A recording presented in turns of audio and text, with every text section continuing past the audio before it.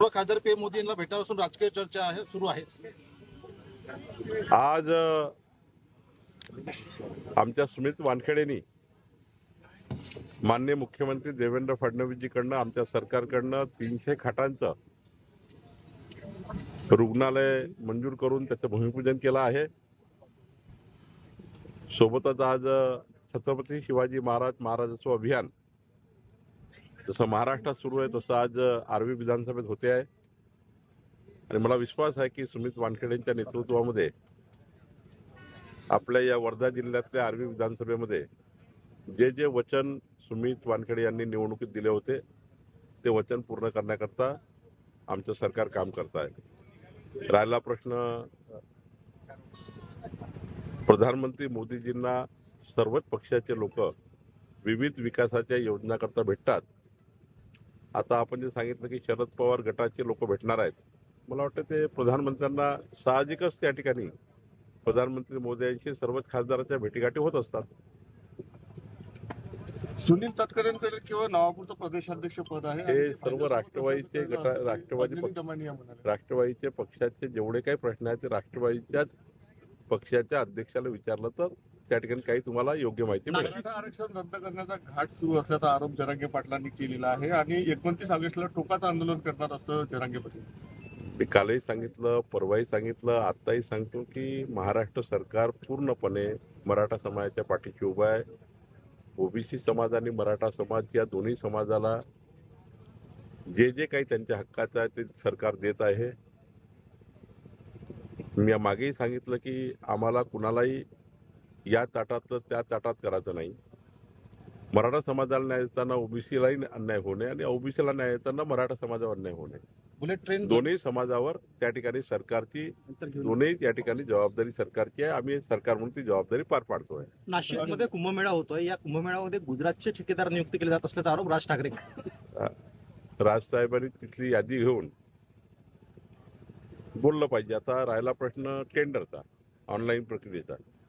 या देशामध्ये अशी प्रक्रिया ऑनलाईन टेंडरची आहे की कुठलाही कॉन्ट्रॅक्टर कुठेही जाऊन त्या ठिकाणी आपलं टेंडर भरता येतं।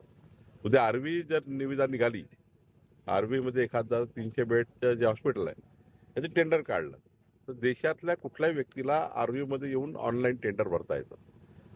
गुजरातमध्ये महाराष्ट्राचे अनेक कॉन्ट्रॅक्टर ऑनलाईन टेंडर भरतात, उत्तर प्रदेशचे त्या ठिकाणी गुजरातमध्ये भरतात, महाराष्ट्राचे गुजरातमध्ये महाराष्ट्रामध्ये। त्यामुळं ऑनलाईन प्रक्रियेमध्ये कुठला कॉन्ट्रॅक्टर कुठल्या राज्याचा कॉन्ट्रॅक्टर कुठं येईल याचा तुमच्या हाती बंधन नाही।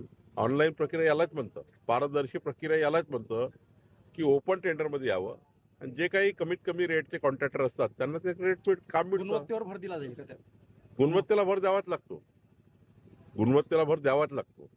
गुणवत्ता दिल्याशिवाय तुम्हाला त्यांचं बिल मिळत नाही।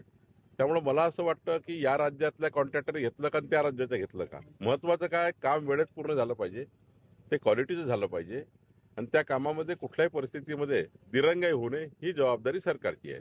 चला आता आपण कार्यक्रम झाल्यावर पावसाचं वातावरण आपण दिल्याचं जरांगे पाटलांचा आरोप आहे। काय सांकेतिक भाषेमध्ये अधिकाऱ्यांना सांकेतिक भाषेमध्ये लिहून 5 दिवसात प्रमाणपत्र रद्द करण्याचे आदेश दिल्याचा आरोप जरांगे पाटलांनी केला। माझं रक्तच नाही आहे।